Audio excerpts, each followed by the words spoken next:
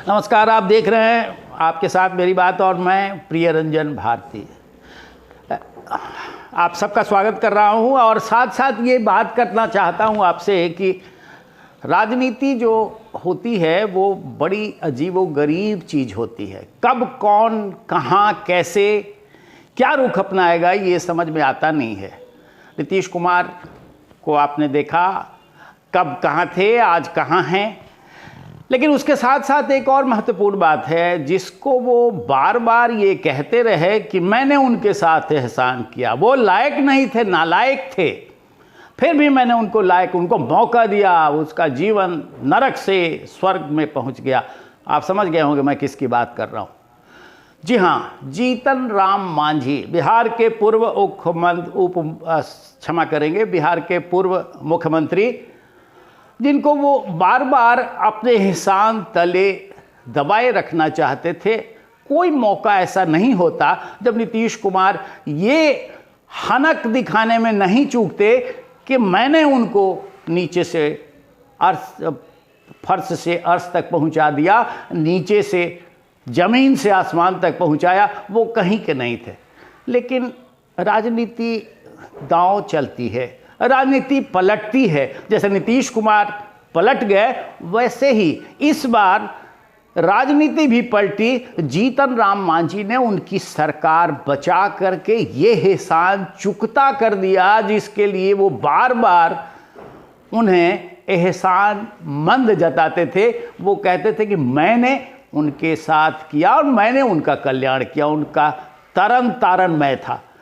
वो कैसे सब हुआ आपसे बताने की आवश्यकता नहीं है कि विधानसभा में जिस दिन खेला हो रहा था, यानी नीतीश सरकार का विश्वास मत था, अगर थोड़ी सी चूक हो गई होती और भारतीय जनता पार्टी, उसका केंद्रीय नेतृत्व और केंद्र सरकार नहीं लगी होती तो शायद इनकी सरकार का बच पाना मुश्किल था। खेला तो हो गया था। मैं इसलिए ये कह रहा हूं कि मांझी का मन डोलता है और डोल भी गए थे वो, लेकिन आखिरकार वो मान गए और नीतीश कुमार के एहसान का बदला चुका दिया। वो उनके 4 विधायक अगर सदन में नहीं पहुंचते और सरकार के पक्ष में वोट नहीं करते तो शायद इनका बच पाना मुश्किल होता, क्योंकि खेला तेजस्वी ने किया था। ये और बात है कि तेजस्वी यादव के उस खेला को केंद्र की भारतीय एनडीए सरकार के मंत्रियों ने ध्वस्त कर दिया।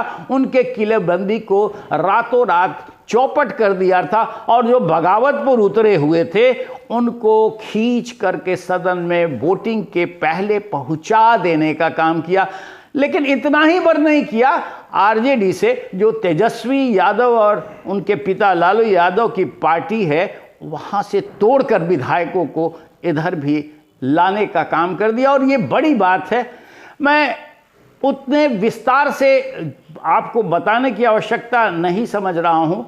मेरा फोकस आपको सिर्फ इतना बताने का था कि राजनीति में एहसान लेना और एहसान फरोशी करना या फिर एहसान तले दबाए रखना, एहसान मंदी दिखाना, ये शोभनीय नहीं होता है। कब किसके कौन काम आ जाए ये कहना कठिन होता है और वैसा ही कर दिया है जीतन राम मांझी ने।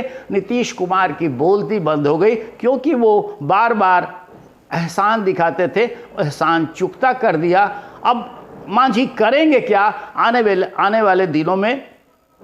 निश्चित रूप से इनकी पार्टी भारतीय जनता पार्टी से मुखर होकर अलग राजनीतिक पेंग नहीं बढ़ाने वाली है। भारतीय जनता पार्टी के साथ ही ये कदम ताल करेंगे, क्योंकि इनको मालूम है और ये जानते हैं कि जहां ज़्यादा कुछ मिल सकता है वहीं हमें रहना चाहिए, और वो करेंगे भी, क्योंकि भारतीय जनता पार्टी केंद्र में भी है और बिहार में भी डबल इंजन की सरकार है।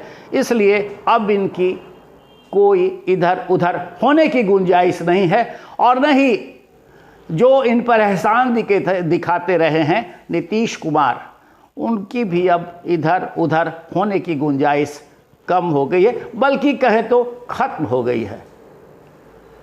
विश्लेषण करते रहेंगे हम फिर। और आज के अंक में बस इतना ही, लेकिन हम आपसे निवेदन करेंगे कि हमारे इस चैनल को, आपके साथ मेरी बात को आप हमेशा सब्सक्राइब करते रहें, लाइक करिए, और हमारे वीडियोज़ पर अगर उपयुक्त लगे तो उस पर अपनी प्रतिक्रियाएं देना मत भूलिए।